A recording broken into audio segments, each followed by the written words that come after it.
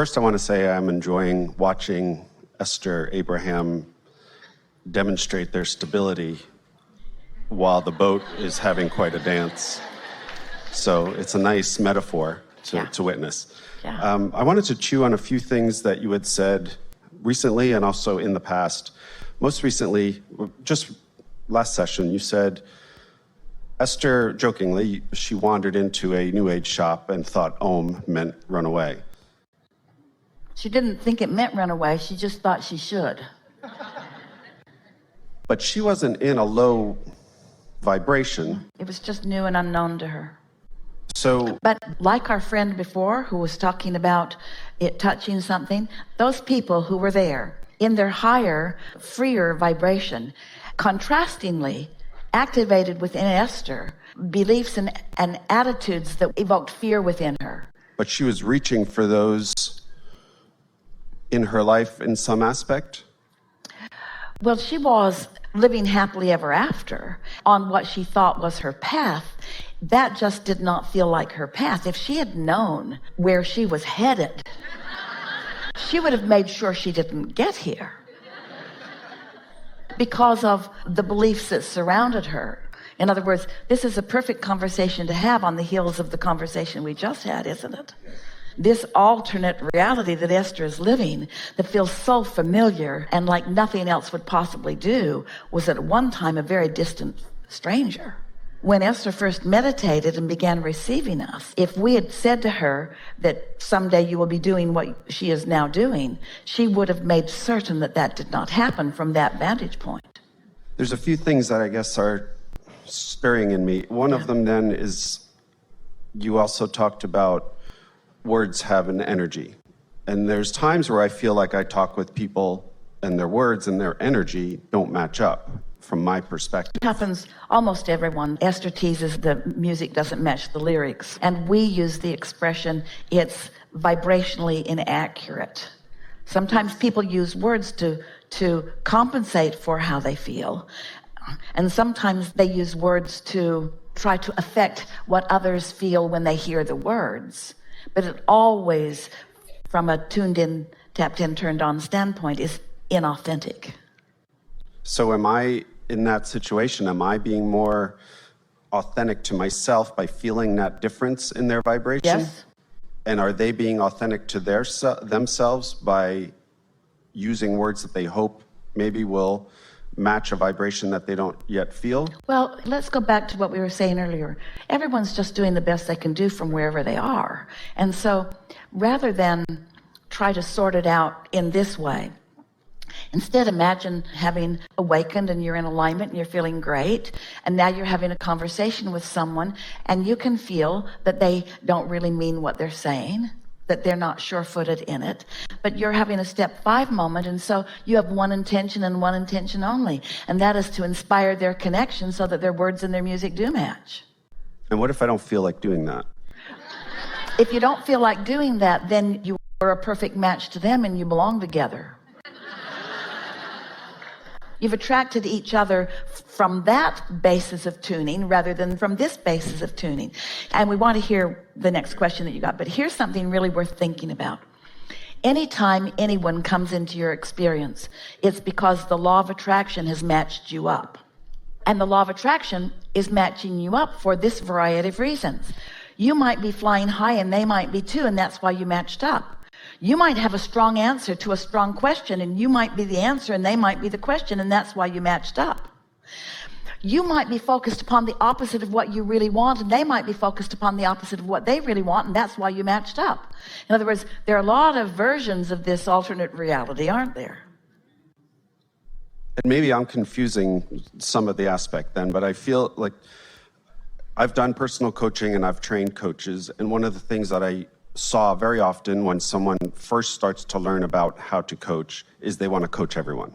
They meet somebody in an elevator, and in those 10 seconds, they want to change their life.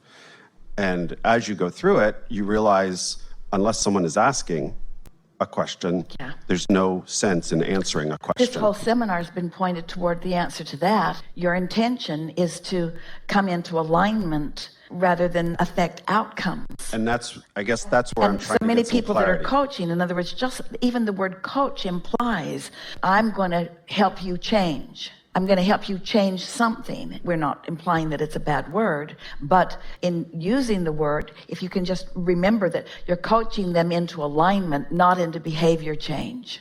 To want to coach behavior change, we know this isn't your thing, but for a lot of people it is, like religions usually. To coach behavior change is to try to don the status or the place of their inner being. So I know what you want, and I'm going to coach you into alignment with the thing that is right. Where coaching someone into alignment with who they really are is coaching them into their reason for being, coaching them into the intentions that they held while they were born, coaching them into their evolutionary experience. Ooh, what a difference that is. And yet I feel like sometimes if I get on an elevator here on the boat where there's 3,000 people or something, some people you get on and you play with immediately. You have a good time for the 2 or 3 floors you're together and off they go. And there's other people that I can feel we don't have anything to share with each other. And for me, that's discernment. That's the same skill I use for picking an apple in the supermarket. Yeah.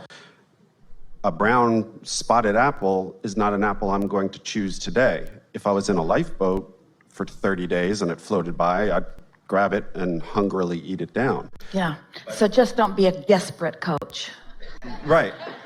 But that's where I'm trying to now feel the distinction between you saying, raise your vibration, you attract everyone and you'll play happily with everyone that plays with you. And yet I feel comfortable with where I am and how I control my vibration. And I feel like there's some people that they're not the apple I want to pick at that moment. There's something deeper in your question even than what you're articulating. And that is, how do you choose the people to which you want to apply your coaching skills? It's not even about coaching. I'm not really talking about that. I use that as an analogy. It's just somebody that I want to interact with, talk to. We were applying the idea of coaching to the idea of communicating, uplifting. In other words, you're a born teacher. And so that's sort of always part of your vibration, even as you say the discernment that this isn't a good time is an important thing. So let's go back to what we were getting at. So as you are interacting with others, there is always a vibrational meeting. And the law of attraction is underway all the time. Now, it might seem like it's just a random meeting on an elevator, but it never is. There's always vibrational understanding from the broader perspective point of view. Every rendezvous has that deeper meaning. And so we liked your words. You want to be in touch with who you are so that you are discerning what to offer in any moment in time. Yes? We'll hear more of your questions because there's something here that's going to be really fun when we find it together. Yes? I think what comes up for me and my wife is then we start to question. It's easy to put ourselves in the negative position if we bump into somebody who's not vibrating very high, not happy, not offering us something, because then we start to think, so where am I at now that I brought this into my life?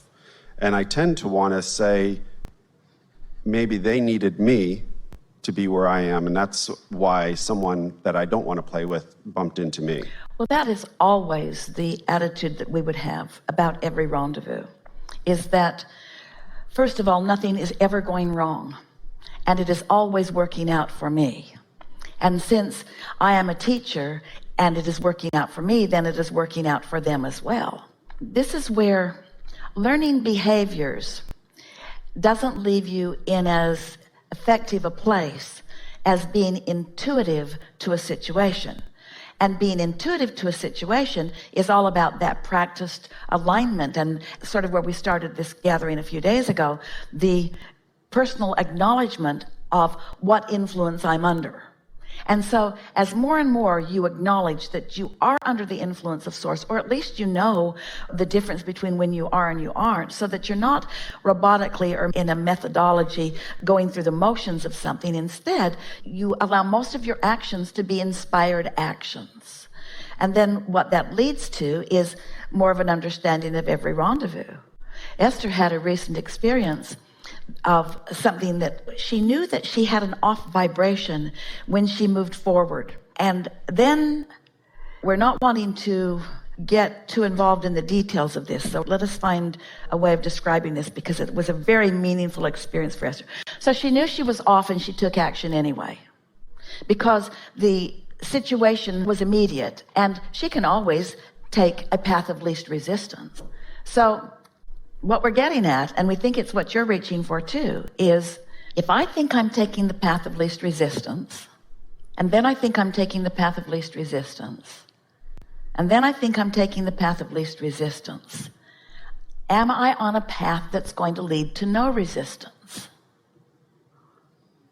Contemplate that. Well, seems logical. The path of least resistance should lead to no resistance. But it also seems logical that if I've got resistance and I'm taking action from knowing I've got resistance, that shouldn't it get bigger?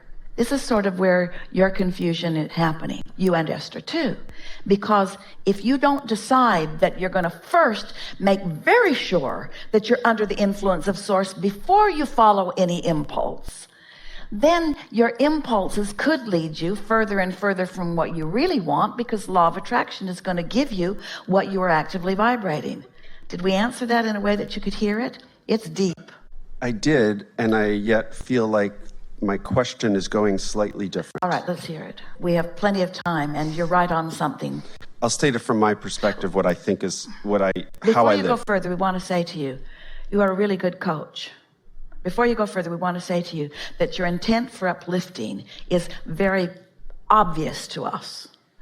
Let us say to you that everybody who comes to you from their inner being's point of view wants to know what you want, but they have varying degrees of resistance. And that's what you and your mate are acknowledging, is sometimes they come and they don't seem ready. It's like their inner being dragged them to you, and they're not ready to hear what you have to say. And I don't say it because I sense, and we sense, all the better, that they aren't really ready. All the better. So what is the obvious thing to do under those conditions? If their inner being dragged them to you and they're not ready to hear what you have to say, what's your purpose for being there? To thrive in their face. Okay. To be joyful in front of them, to be tuned in, tapped in, turned on, to be high on life, to be exhilarated to be alive. Not to ask them to do anything. You just demonstrate your own alignment. That's why their inner being brought them to you. Now let's take this a little further. So that means there are vibrational attributes of a problem that somehow match up the vibrational attributes of the solution, because it's the same stick, yes? The fact that you're on the same stick, you're thriving and they're not, you're prosperous and they're not, whatever, you're healthy and they're not, doesn't matter. It's the same stick. And so the law of attraction brings you together because there is a vibrational sameness on that stick. The question is, which end of the stick is going to dominate? And everything that we've been talking about in these days that we've been together is you being able to maintain your end of the stick while you're viewing their problem. And that's what the difference between a step 1 moment and a step 5 moment is that when you're tuned to it really often, and there they are, you're together because you've got the same stick going on, and you know something that they want to know, or even vice versa. But your intention has been for a while, you got out there ahead of it even before you met them, to be in vibrational alignment with who you really are. And so there they are, and they're not ready for your words, but maybe they are. There might be some inspiration that flows from you, and it might just be the playfulness that you have with each other, or your zest for life. And that's usually what'll happen. There might be one exploratory statement or one insight, and if it's met with resistance or confusion, okay, it's not worth pursuing at that point. Yeah. Okay, I think I feel good with that. Just the word pursuing is worth considering, because you live in an attraction-based universe. And in an attraction-based universe, you need never pursue anything. Just establish a vibration that is steady, and what matches it will come to you. Yeah. Okay. Thank you.